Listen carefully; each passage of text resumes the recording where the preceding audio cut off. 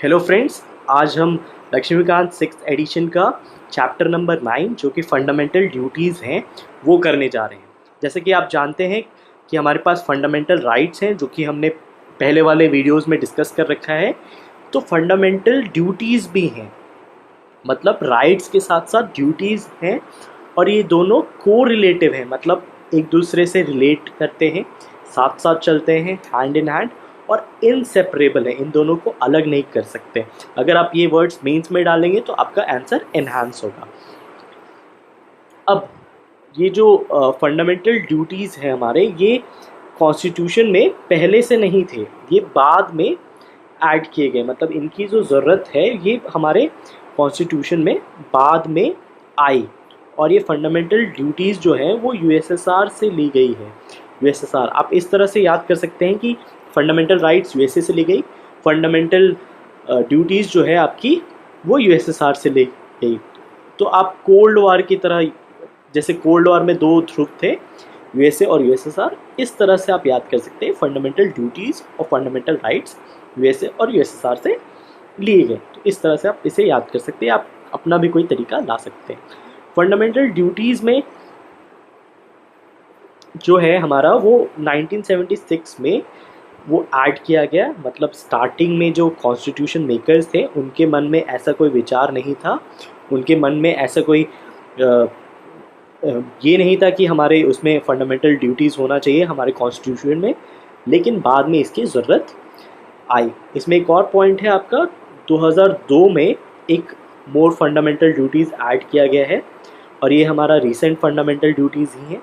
तो इस तरह के क्वेश्चन आ सकते हैं कि which one is the recent amendment और रीसेंट एडेड फंडामेंटल ड्यूटी। तो आप इसमें कह सकते हैं कि 2002 में हमारा फंडामेंटल ड्यूटी ऐड हुआ है। अब स्वर्ण सिंह कमेटी की रिकमेंडेशन पे ही ये आपका फंडामेंटल ड्यूटीज़ ऐड हुआ है। और ये 42nd अमेंडमेंट, ये दो चीज़ बहुत इंपॉर्टेंट है। 42nd अमेंडमेंट आपको ऐसे भी पढ़ना है, एक वीडियो मैं अमेंडमेंट्स के लिए बनाने जा रहा हूँ, वो आप अलग से देख सकते हैं।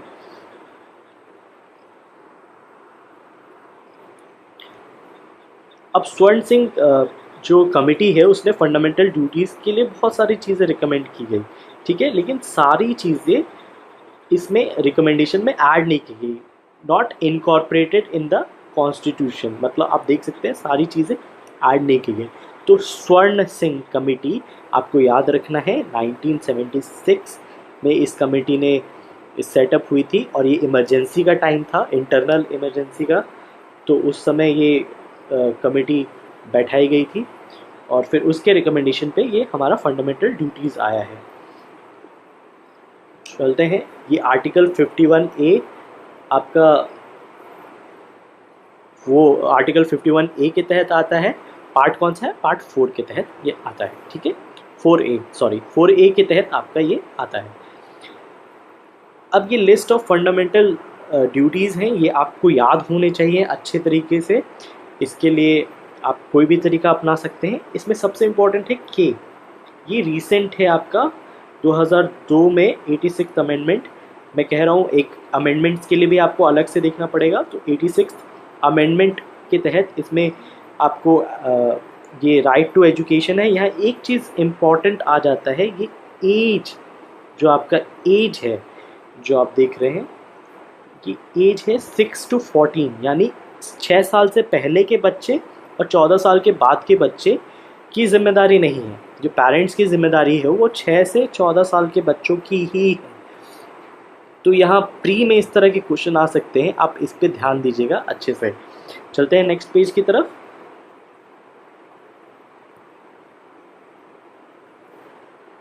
अब फंडामेंटल ड्यूटीज़ के कुछ कैरेक्टरिस्टिक्स, यानी इसकी कुछ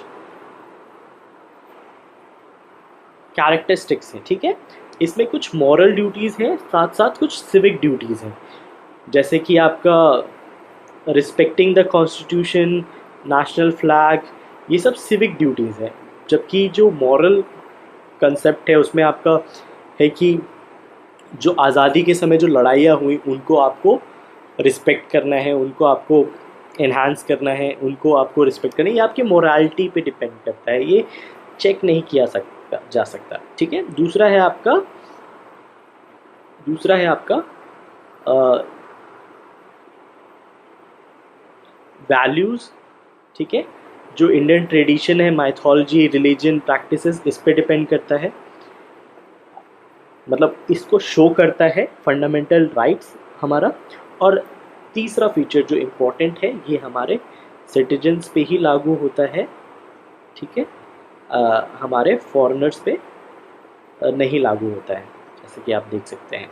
फंडामेंटल राइट्स आपके कुछ कुछ इंडियन सिटीजन्स और फॉरेनर्स दोनों पे लागू होते हैं, कुछ नहीं होते हैं, और जबकि फंडामेंटल ड्यूटीज़ बिल्कुल ही फॉरेनर्स पे लागू नहीं होते। ये हमारे देश के लोगों पे माना जाता है कि उनको ये ड्यूटीज़ फॉलो करनी है।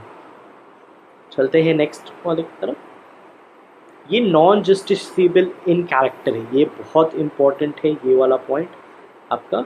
ये नॉन जस्टिसेबल, ये प्री के लिए आपका बहुत इंपॉर्टेंट हो जाता है। ये नॉन जस्टिसेबल है इन कैरेक्टर, मतलब इसके तहत आप वायलेट करने के लिए अगर आप इसको वायलेट करते तो आप कोर्ट में नहीं पनिश हो सकते हैं, ठीक है।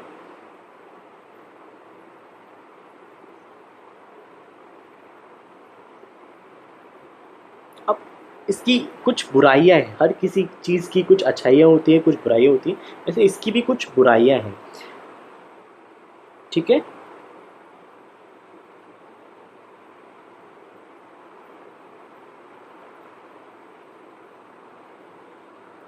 इसमें और इम्पॉर्टेंट जो ड्यूटीज़ हैं उसको कवर नहीं किया गया है, जैसे कि casting vote, paying taxes, family planning and so on. इन चीज़ों को इसमें कवर नहीं किया गया है। यहाँ एक चीज़ इम्पॉर्टेंट जो है कि राइट टू वोट जो है ये हमारा फंडामेंटल ड्यूटी नहीं है, नहीं है।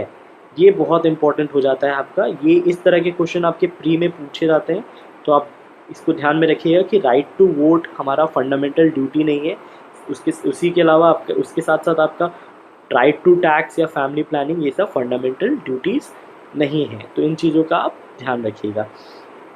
दूसरा क्रिटिसिज्म है, काफ़ी वेग और एम्बिगुअस है, बहुत डिफ़िकल्ट है समझने के लिए कॉमन मैन के लिए, जैसे कि साइंटिफिक टेम्पर्स टाइप के इसमें टर्म यूज़ किए गए हैं, और भी कंपोजिट कल्चर, ये सब टर्म्स लोगों को समझ में नहीं आएंगे, आम आदमी को ऐसा कहा जाता है। तीसरा जो इसमें पॉइंट है कि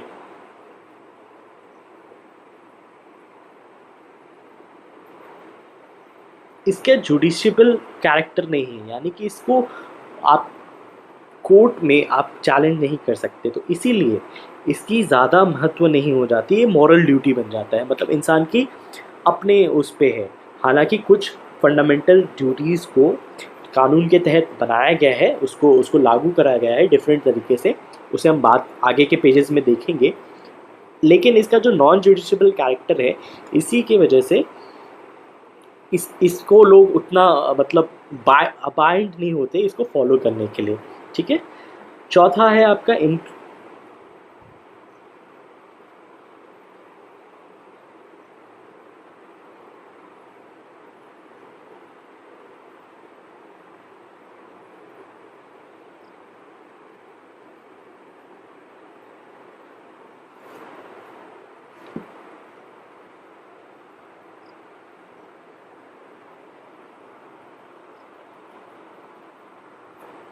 अब चौथा है आपका कि ये फंडामेंटल ड्यूटी सुपरफ्लूशियस है, यानी कि सुपरफ्लूशियस मतलब होता है अननेसेसरी, ठीक है।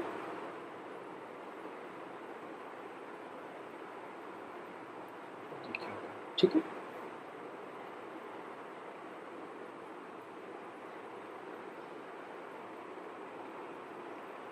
आपका पांचवा क्रिटिक है कि इसको पार्ट 3 में ऐड करना चाहिए। ये जो आपका फंडामेंटल ड्यूटीज़ है आपको तुरंत फंडामेंटल राइट्स के बाद ऐड करना चाहिए, आपने इसे पार्ट 4 में ऐड कर दिया, इसकी वजह से इसका वैल्यू घट गया। फंडामेंटल ड्यूटीज़ आपका पार्ट 4A में है, तो इसीलिए इसकी वजह से इसका पार्ट 4 का वैल्यू घट गया। ये सब इसके क्रिटिक्स है, ये आपके मेंस के लिए इम्पोर्टेंट है, ठीक है। अब आते हैं, अब इसका सिग्निफिकेंस क्या है, ये बहुत इम्पोर्टेंट है आपका प्री और मेंस दोनों की तरफ से, ठीक है। आजकल प्री में इस तरह के क्वेश्चन, एनालिटिकल क्वेश्चन आ रहे हैं, तो ये प्री के लिए भी बहुत इंपॉर्टेंट हो जाता है। They serve as a reminder to the citizens that अगर उनके कोई राइट्स हैं तो उनके कुछ ड्यूटीज़ भी हैं, ठीक है। और ये एंटी नेशनल जो एक्टिविटीज़ है और एंटी सोशल एक्टिविटीज़ है, जैसे नेशनल फ्लैग को बर्न करना या नेशनल प्रॉपर्टी को डिस्ट्रॉय करना, ये सब चीज़ों को ये बंद करता है, यानी मना करता है करने से। आप देख सकते हैं बहुत सारे कानून भी बने हैं इस तरह के, प्रॉपर्टीज़ को नहीं जलाने के लिए और ये फ्लैग्स को नहीं जलाने के लिए, जो हम आगे के पेजेस में देखेंगे।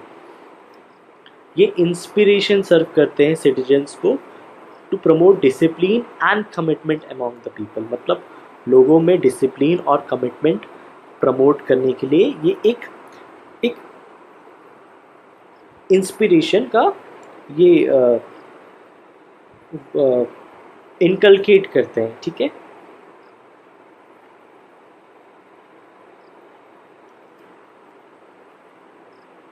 दे आर इन्फोर्सेबल बाय लॉ, यानी कि ऐसा कोई रूल बना के, यानी कि पार्लियामेंट से कानून बना के इसको पास किया जा सकता है। इस बात का आप ध्यान रखिए, ठीक है।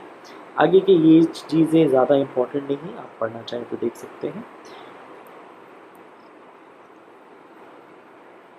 ये इंदिरा गांधी का इम्पोर्टेंट ये आर्गुमेंट है कि the moral value of fundamental duties would be not to smoother rights but to establish a democratic balance by making the people conscious of their duties equally as they are conscious of their rights। तो ये आपका mains के लिए ये argument आप पढ़ के इसको आप ऐड कर सकते हैं, ठीक है।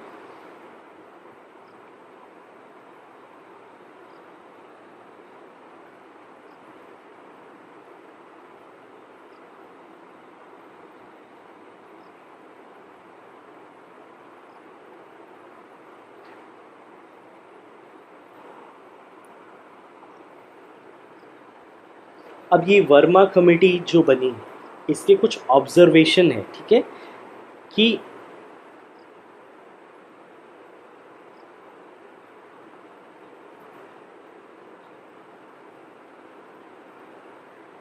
कि हमारे कुछ फंडामेंटल ड्यूटीज़ जो हैं, जैसा कि मैं पहले कह रहा था, उसके आपको उसके लॉज के रूप में इम्प्लीमेंटेशन हो रही है। जैसे कि आपका नेशनल एंथम और नेशनल फ्लैग है, ठीक है, इसके लिए एक लॉ बना था 1971 में, ठीक है। उसके अलावा आपका